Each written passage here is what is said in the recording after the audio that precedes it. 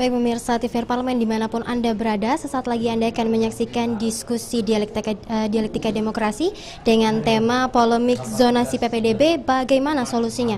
Dan telah hadir narasumber hari ini yaitu Wakil Ketua Komisi 10 DPR RI yaitu Bapak Abdul Fikri Fakih dan juga akademisi atau pengamat pendidikan Indra Charismiaji serta wali murid John Octaveri.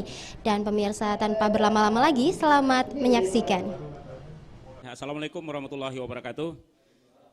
Terima kasih Pak Fakih, Pak Ibu Ilza dan Pak Harismaji di sini.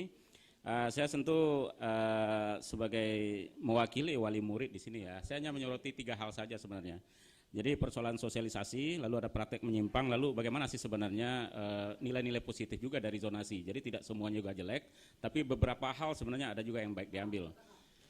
Sebagai orang tua memang kadang-kadang kita tidak mendapat kepastian soal informasi ini. Walaupun informasi itu sudah ada, tapi karena hampir setiap kali menteri baru ganti kebijakan, bahkan istilah-istilah pun ada terkesan baru. Nah, jadi sebagai wali murid kadang-kadang kita agak sulit memahami perubahan-perubahan ini. Kadang-kadang perubahan ada, tetapi sebenarnya barangnya itu juga gitu loh. Saya ingat di zaman saya dulu namanya rayonisasi. Terus beda dengan zonasi itu apa? Hampir sama saja sebenarnya. Jadi ada kuota untuk di luar wilayah, harus ada afirmatif. Misalnya nilai-nilai terbaik ya bisa pindah kota misalnya. Tapi itu jelas syaratnya di zaman-zaman dulu. Nah ini sekarang menjelma menjadi zonasi. Kenapa saya bilang tadi masalah sosialisasinya kurang kuat dan masyarakat atau ibu-ibu atau bapak-bapak yang mengantar anak ke sekolah nggak paham, karena ini menjadi simpang siur. Persoalan zonasi misalnya, masih banyak yang tidak paham zonasi itu apa misalnya. Lalu apa ukurannya?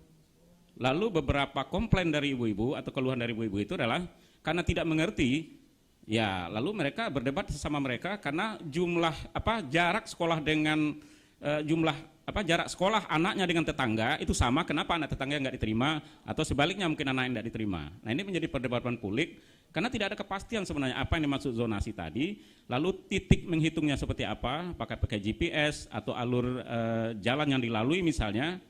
Dan bermasalah misalnya pada satu kawasan-kawasan perumahan, ketika perumahan itu misalnya dia pakai sistem klaster yang pintunya satu, kemudian kawasan perumahannya luas, lalu untuk jarak kadang-kadang yang dekat di sekolah bisa jadi jauh karena jalur ke sekolahnya menjadi lebih jauh.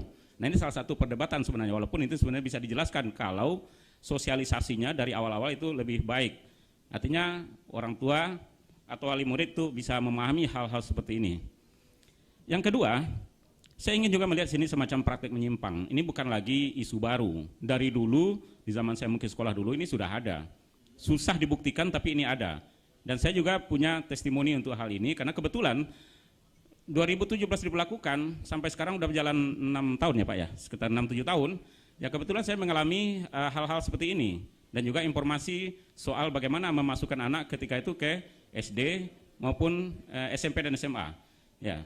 Nah, kita tidak bisa menutup praktek-praktek menyimpang dalam hal ini, walaupun tadi juga sama dengan sependapat dengan 2 narasumber sebelumnya, bahwa zonasi itu sebenarnya pada dasarnya sudah benar, baik, dan saya bisa bersaksi untuk hal itu, karena saya merasakan bagaimana zonasi itu punya nilai-nilai positif. Hanya prakteknya lah yang menyimpang. Apa yang dimaksud dengan praktek menyimpang di sini adalah adanya keinginan-keinginan orang tidak mau bersekolah dekat rumahnya kadang-kadang, dia lebih senang lebih jauh. Mungkin pilihannya karena dia merasa dia lebih jauh itu mungkin dia merasa itu sekolah favorit seperti dikatakan tadi, itu bisa jadi dia merasa kalau dekat rumah itu kayaknya agak kurang gaul gitu, kurang bagus gitu. Itu ada, faktanya begitu. Artinya zonasi ini bisa menimbulkan efek negatif karena prakteknya menyimpang. Dan ini dari dulu sampai sekarang terjadi. Karena apa? Favorisme tadi. Ada sekolah yang dianggap favorit, ya. Tapi saya terus terang saya berkomitmen bahwa jangan, tetaplah masuk ke sekolah yang memang sesuai dengan zonasi kita. Alhamdulillah mereka dapat ke perguruan tinggi yang lebih dia inginkan gitu dengan sekolah itu. Tidak membedakan antara satu SMA dengan sama lain, ternyata prestasi untuk perguruan tinggi juga tergantung dirinya, bukan sekolahnya. Itu sebuah semacam testimoni gitu. Jadi artinya praktek menyimpang ini harus dihilangkan, apalagi soal bayar-bayar segala. Lalu kasus-kasus tadi harusnya diusut. Kenapa? Kasusnya ada, mungkin nggak bisa diusut. Semacam kita bilang sindikat, mungkin tidak sindikat, tapi percaloan itu ada. Ada yang mendekati kita. Satu contoh satu lagi, saya nggak usah menyebut sekolahnya. Masih saudara dari keluarga saya. Masuk satu SMP. Pak, mau dibantu nggak Pak? Kita tahu arti kata-kata dibantu ini dalam tanda petik. Kenapa? Dia sudah berupaya, nilainya cukup, zonasi masuk, tapi dia tidak diterima. Kanan kiri dia udah nanya, apa ya salah dia gitu, misalnya begini.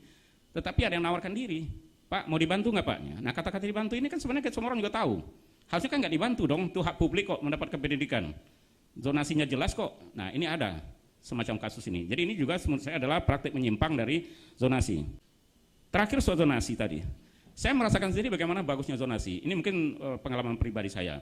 Ketika saya pindah ke sebuah perumahan di Tangerang Selatan, saya tidak tertarik untuk memasukkan anak saya ke sebuah SD. Saya tidak menyebut SD itu. SD itu memang ada jauh lebih dahulu daripada perumahan itu ada.